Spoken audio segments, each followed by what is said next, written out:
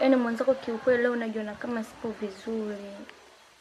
Kwa labda utumie kondom. Sawa, hamna shida. Sasa sikiliza. Nisikilizie kama dakika moja tunaenda kwa mangi pale na kuja nao, sawa Mwanaume gani unashindwa kuwa na kondomu mwandani? Mpaka uende kwa mangi. Mimi nasubiria tu. Unataka kondomu ya aina gani? Mimi ninazo za kutosha hapa. Unataka ya mwanamke ya mwanaume?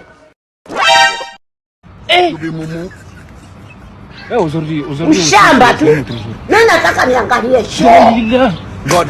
Mwanamke awe mshindi au mwanaume? Wewe vipi mshamba wewe?